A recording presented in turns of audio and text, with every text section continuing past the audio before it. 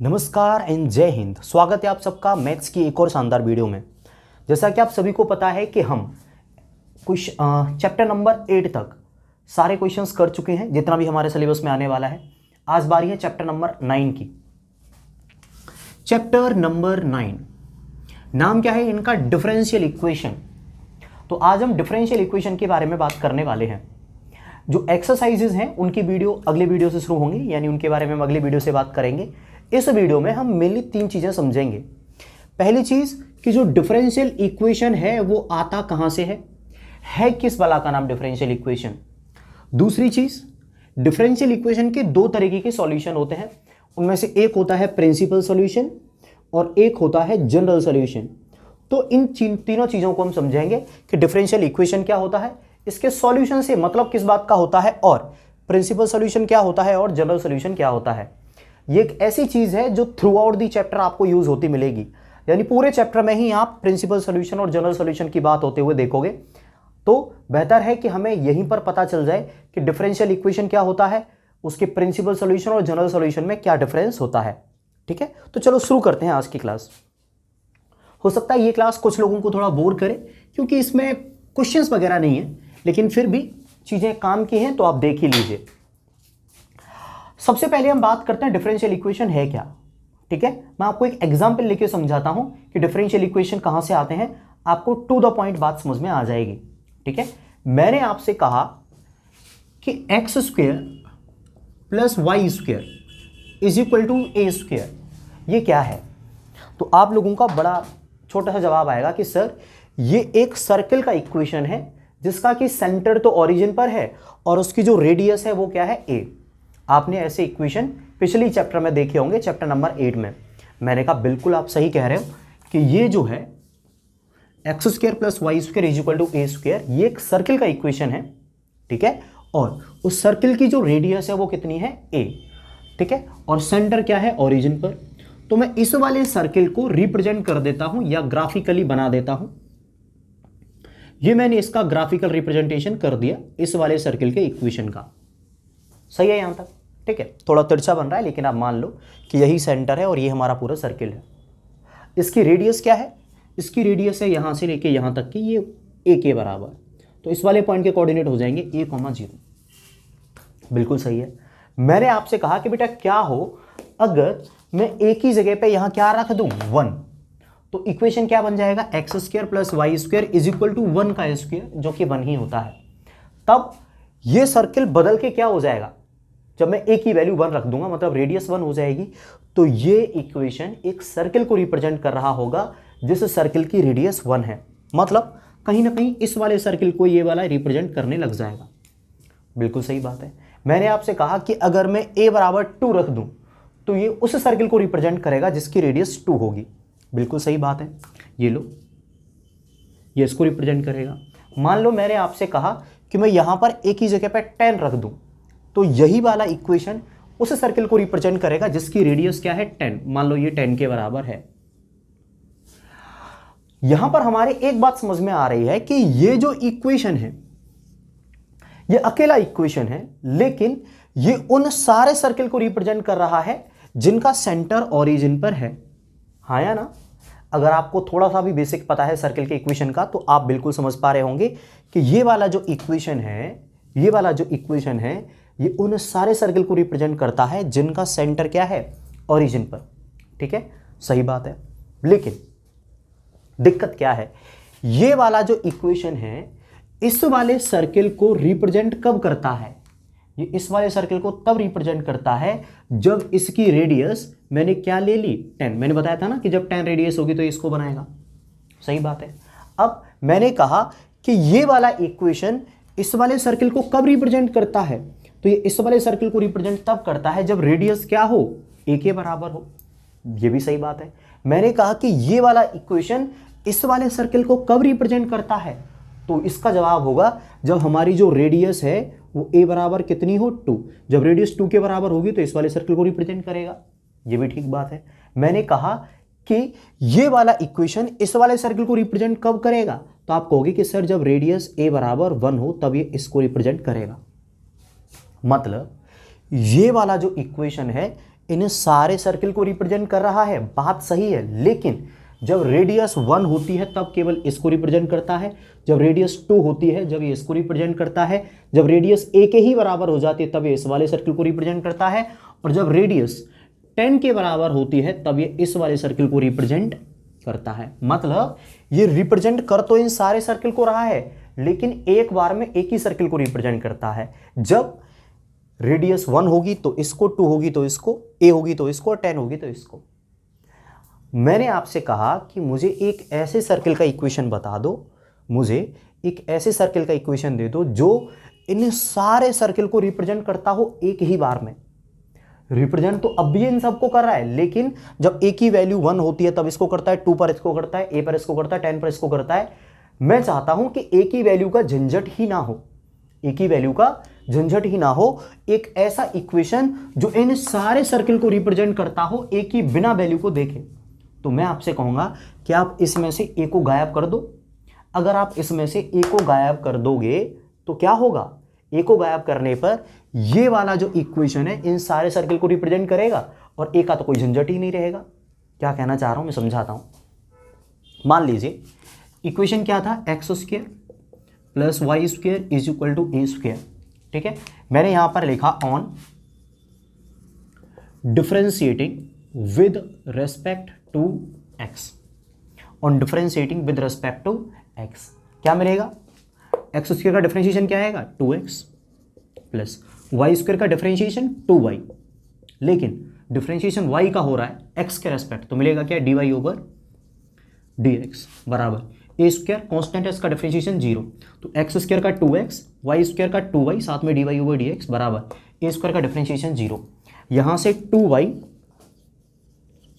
dy over dx बराबर क्या मिलेगा, ये 2x उधर चला जाएगा, माइनस का 2x, 2 से 2 कट जाएगा, तो dy ओवर dx बराबर ये उधर जाएगा y, लेकिन डिवाइड में जाएगा तो माइनस का x अपॉन y। ये जो आपको एक इक्वेशन दिख रहा है ना, इस इक्वेशन में dy ओवर dx बराबर माइनस का x अपॉन y है। इस इक्वेशन को ही मैं क्या कहूंगा, डिफरेंशियल इक्वेशन। अब ये वाला जो इक्वेशन है इन सारे सर्किल को रिप्रेजेंट कर रहा है, और क्योंकि इसमें a है ही नहीं तो इस बात से कोई फर्क नहीं पड़ता कि किसकी रेडियस है। ये वाला इक्वेशन इस सर्किल को भी रिप्रेजेंट कर रहा है, इस सर्किल को भी रिप्रेजेंट कर रहा है, इस सर्किल को भी रिप्रेजेंट कर रहा है, इस सर्किल को भी रिप्रेजेंट कर रहा है, और बाकी के इनफाइनाइट सर्किल को भी रिप्रेजेंट कर रहा है जिनका सेंटर ओरिजिन पर है। मतलब ये अकेला इक्वेशन उन सारे सर्किल को रिप्रेजेंट कर रहा है जिनका सेंटर ओरिजिन पर है। इसलिए पता है मैं इसको क्या कहूंगा, इसको मैं कहूंगा फैमिली ऑफ द सर्किल। ये किसका इक्वेशन है, मैं लिख देता हूं, चलो, equation of family of circles having center at origin।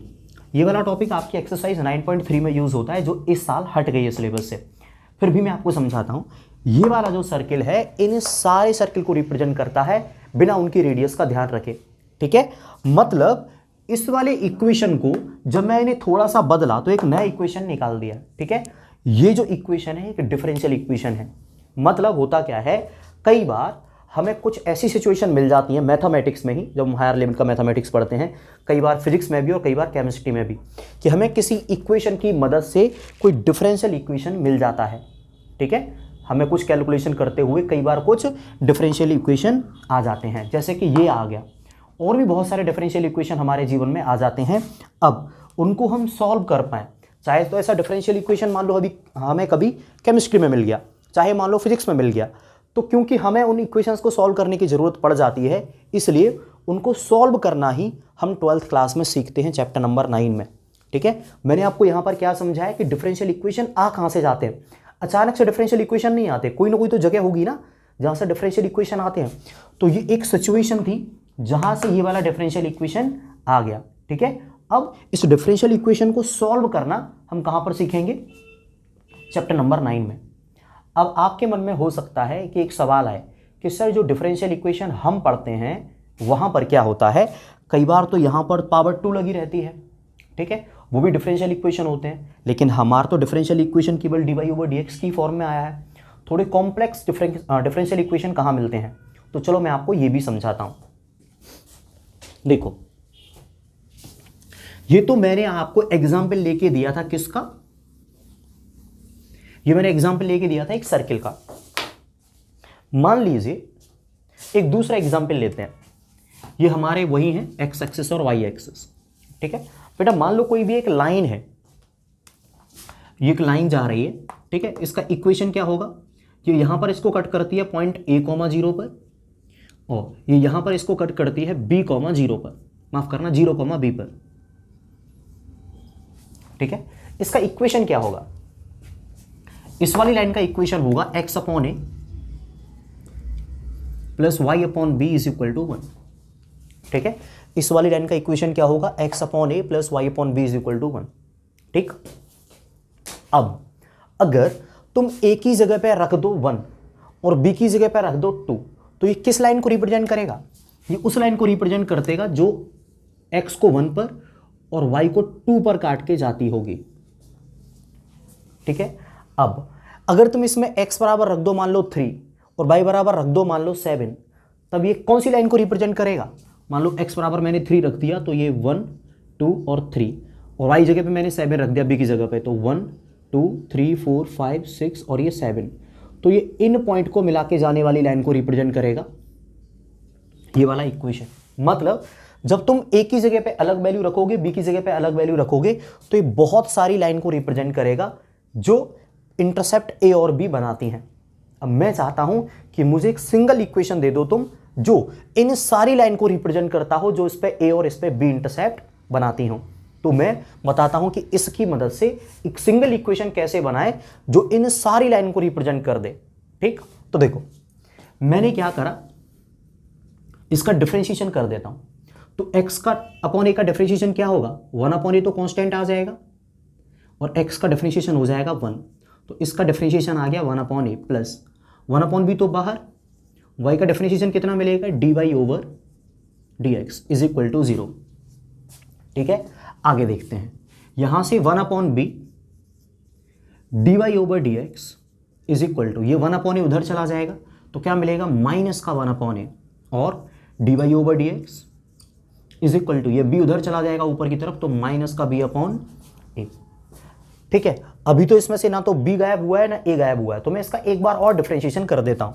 तो क्या मिलेगा एक बार और डिफरेंशिएशन करने पर, ये हो जाएगा एक बार और डिफरेंशिएशन करने पर d square y over d x square बराबर माइनस का b अपॉन ए क्या हो जाएगा, डिफरेंशिएशन होके 0, क्योंकि बेटा दोनों ही कांस्टेंट थे।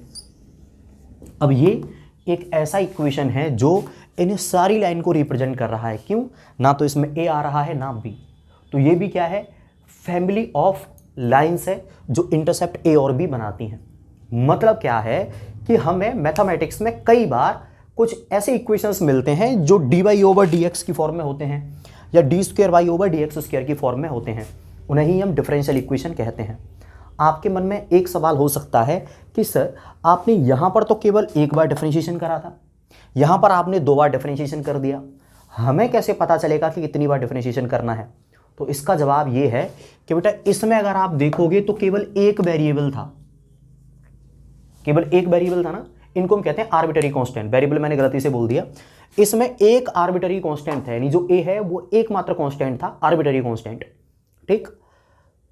तो इसका मैंने एक बार डिफरेंशिएशन करा, इसके अंदर आपको 2 आर्बिटरी कांस्टेंट मिलेंगे, ए और बी, ठीक है। आर्बिटरी कांस्टेंट का मतलब क्या है ये भी समझ लो। देखो बेटा इसमें ए और बी की अलग अलग वैल्यू हो सकती हैं लेकिन कांस्टेंट होंगी। आप कहेंगे सर अलग अलग वैल्यू होने के बाद भी कांस्टेंट का क्या मतलब है, इसका मतलब ये है कि बेटा इस वाली लाइन के लिए, इस वाली लाइन के लिए ए की वैल्यू होगी 1 और बी की वैल्यू होगी 2, ठीक। तो इस वाली लाइन के लिए ए की वैल्यू 1 है और बी की वैल्यू 2 है, दोनों ही कांस्टेंट हैं। लेकिन इस वाली लाइन की अगर मैं बात करूं, इस वाली लाइन के लिए तो ए की वैल्यू हो गई 1, 2, 3 और बी की वैल्यू कितनी हो गई 7। मतलब इस वाली लाइन के लिए ए की वैल्यू 3 है और बी की वैल्यू 7। मतलब ये जो वैल्यूज हैं अलग अलग लाइन के लिए अलग अलग हो सकती हैं लेकिन उस लाइन के लिए कांस्टेंट होंगी। जैसे इस लाइन के लिए ए की वैल्यू 3 है, इस लाइन के लिए ए की वैल्यू, माफ करना, इस लाइन के लिए ए की वैल्यू 1 है, इस वाली लाइन के लिए ए की वैल्यू 3 है। इन दोनों लाइंस के लिए ए की वैल्यू अलग अलग हो सकती हैं, लेकिन केवल अगर मैं एक लाइन की बात करूं तो इसके लिए ए की वैल्यू फिक्स रहेगी, ठीक। मतलब ये आर्बिटरी कांस्टेंट कहते हैं हम ऐसी वैल्यूज को, ठीक है। चलो आगे बढ़ते हैं। तो जब इसके अंदर आर्बिट्ररी कांस्टेंट सिंगल है एक, तब हम इसको क्या कहेंगे, एक बार डिफरेंशिएशन करेंगे। और इसके अंदर अगर आर्बिट्ररी कांस्टेंट दो आ गए जैसे कि ए और बी, तो इसका हम दो बार डिफरेंशिएशन करेंगे। क्लियर। हमने क्या समझा कि कई बार मैथमेटिक्स में कुछ कैलकुलेशन करते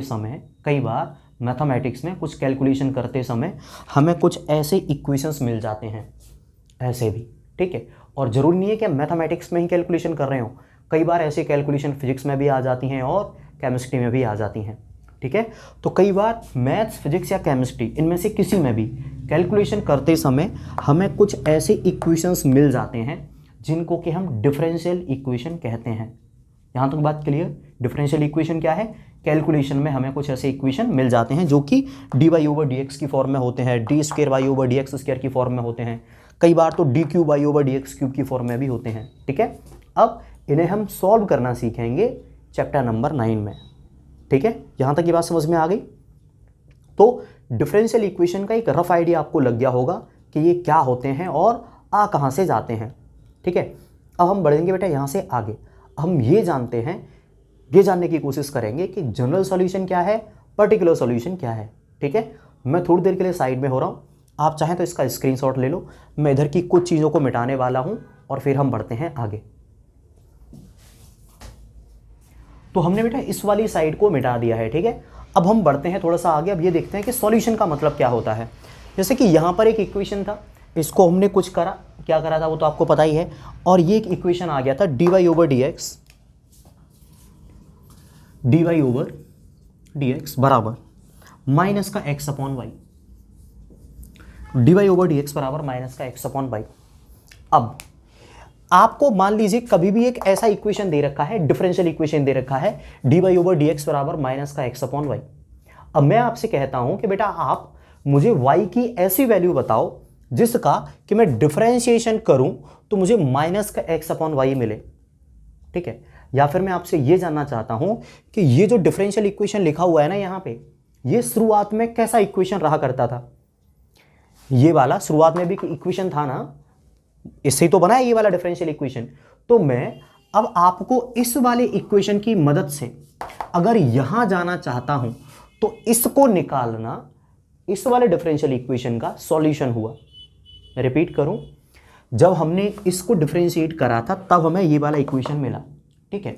अब मान लो आपको ये वाला इक्वेशन दे रखा है और आपसे कहता है कि आप इसका सॉल्यूशन निकालो, यानी इसका आप क्या बताओ, सॉल्यूशन।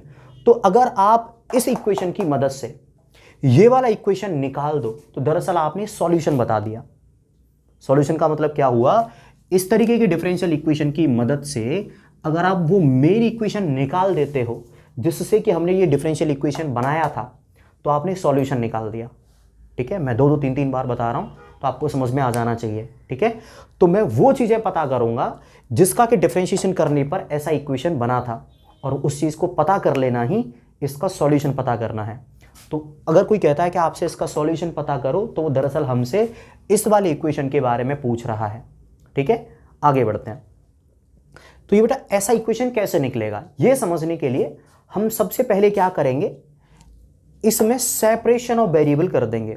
सेपरेशन ऑफ वेरिएबल का मतलब x एक तरफ और y वाली टर्म्स एक तरफ। तो देखो बेटा इधर क्या लिखा हुआ है dy और ये भी y ही है, तो मैं इस y को इधर ले आता हूं। तो जब ये वाला y डिवाइड में है, इधर आके तो मल्टीपल में हो जाएगा, तो क्या मिलेगा y dy बराबर इधर dx दिख रहा है, इसको मैं इधर ले जाता हूं तो ऊपर जाएगा, तो माइनस के x के पास क्या पहुंच जाएगा, dx।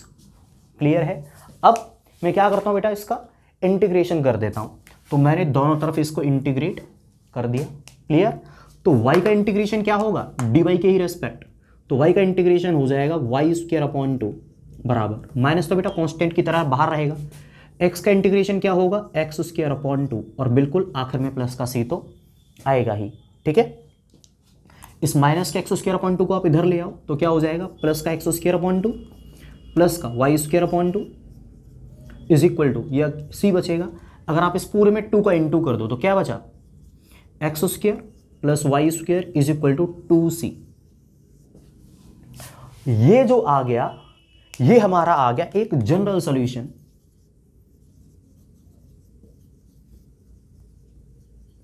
ये क्या आ गया, एक जनरल सॉल्यूशन। ये इससे थोड़ा बहुत मिलता जुलता है, ठीक है, बस वैल्यू ये होगा कि अगर आप 2c एक कांस्टेंट है और यहाँ पर जो ए स्क्वायर ये भी कांस्टेंट है, अगर आप 2c की जगह पे ए स्क्वायर रख दो तो ये वाला इक्वेशन ऐसा बन जाएगा। ठीक है, ये जो मैंने निकाल दिया, ये क्या निकाल दिया, इस वाले इक्वेशन का जनरल सॉल्यूशन। क्या निकाल दिया? General solution. अब जब तक मैं इस 2c की वैल्यू ना रख दूं, जब तक मैं यहां पर इस 2c की वैल्यू ना रख दूं, तब तक ये जनरल सॉल्यूशन ही रहेगा। जैसे ही मैं इस 2c की जगह पे कोई वैल्यू रख दूंगा, 5, 4, 9, 7 कुछ भी, ये तुरंत बदल के क्या हो जाएगा? Particular solution. ये तुरंत बदल के क्या हो जाएगा? एक पर्टिकुलर सॉल्यूशन। अब आप कहोगे कि सर आप ऐसे ही 2c की वैल्यू कैसे रख दोगे, ऐसी अचानक से 2c की वैल्यू कैसे रख दोगे? तो मैं समझाता हूं कि बेटा मैं 2c की वैल्यू कैसे रखूंगा। उससे पहले ये नीचे की थोड़ी सी चीजें मैं मिटा देने वाला हूं। मान लो कि मैं आपसे कहता हूं कि ये वाला जो इक्वेशन है किसी भी कर्व का है, मुझे नहीं पता किस कर्व का है, लेकिन ये जो कर्व है ये पास होता है पासिंग थ्रू 3,4। ठीक, अब हालांकि इसने तो इसको कर्व बोला है, लेकिन मुझे तो पता है कि ये सर्किल था। तो एक सर्किल जिसका सेंटर क्या है? ओरिजिन पर, उसको ये रिप्रेजेंट कर रहा था। ठीक है, और वो पास कहां से हो रहा है? 3,4 से। तो ये एक पॉइंट से पास हो रहा है जिसके कोऑर्डिनेट क्या है? 3,4। तो ये जो वैल्यू है ना 3 और 4, बेटा मैं इसमें रख दूंगा तो क्या मिलेगा? देखते हैं। x की जगह पे आ जाएगी वैल्यू 3, तो 3 का स्क्वायर 9 प्लस y की जगह पे कितना आ जाएगी? 4, तो 4 का स्क्वायर 16 बराबर 2c। तो यहां से 2c की वैल्यू कितनी मिली? 9 और 16, दोनों को जोड़ दीजिए 25। और बेटा ये वैल्यू मैं कहां रख दे रहा हूं? इस वाले इक्वेशन में। तो क्या मिलेगा? X square plus Y square is equal to 2c की जगह पे कितना आ जाएगा? 25। तो ये जो इक्वेशन था बदल के क्या हो गया? X square plus Y square is equal to 25। ठीक है, अब ये एक ऐसे सर्किल को रिप्रेजेंट कर रहा है जिसका सेंटर कहां है? ओरिजिन पर, और रेडियस क्या है? आप ए स्क्वायर से 25 को कंपैरिजन करो तो क्या मिलेगा? ए स्क्वायर बराबर 25 और ए बराबर 5। मतलब ये एक ऐसे सर्किल को रिप्रेजेंट कर रहा है जिसका सेंटर क्या होगा? ओरिजिन, और रेडियस कितनी होगी? 5। ठीक है, और ये सच्चाई भी है कि 3,4 से केवल वही सर्किल पास होगा जिसकी रेडियस 5 हो, जबकि उसका सेंटर ओरिजिन पर हो। मतलब सेंटर ओरिजिन पर होने वाला सर्किल 3,4 से केवल वही पास होगा जिसकी रेडियस कितनी हो? 5। मतलब अब ये वाला जो इक्वेशन है केवल और केवल इसी सर्किल को रिप्रेजेंट कर रहा है। ठीक है, क्यों? क्योंकि यहां पर इसकी रेडियस क्या हो गई? फिक्स हो गई। लेकिन जब तक ये कुछ ऐसा दिख रहा था, x square plus Y square is equal to 2c, तो यहां पर 2c की अलग अलग वैल्यू हो सकती थी। हो सकता है 2c की जगह पे 4 आ जाता, तो ये वाला इक्वेशन किसको रिप्रेजेंट कर रहा होता? एक ऐसे सर्किल को जिसकी रेडियस 2 होती। बात समझ में आ रही है नहीं? मतलब जनरल सॉल्यूशन तो वो होता है जहां पर ये वाली वैल्यू फिक्स नहीं होती। ठीक है, कोई कांस्टेंट होती है। जैसे इस कांस्टेंट को हटा के मैं एक फिक्स वैल्यू रख देता हूं, जैसे कि 25, ये क्या बन जाता है? हमारा पर्टिकुलर सॉल्यूशन। क्यों? अब ये एक पर्टिकुलर सर्किल को रिप्रेजेंट कर रहा है, केवल इस वाले को। लेकिन ये एक जनरल इक्वेशन था, ये उन सारे सर्किल को रिप्रेजेंट कर रहा था जिनका सेंटर ओरिजिन पर था। ठीक है, ये वाली वीडियो थोड़ी सी कॉम्प्रिहेंसिव है।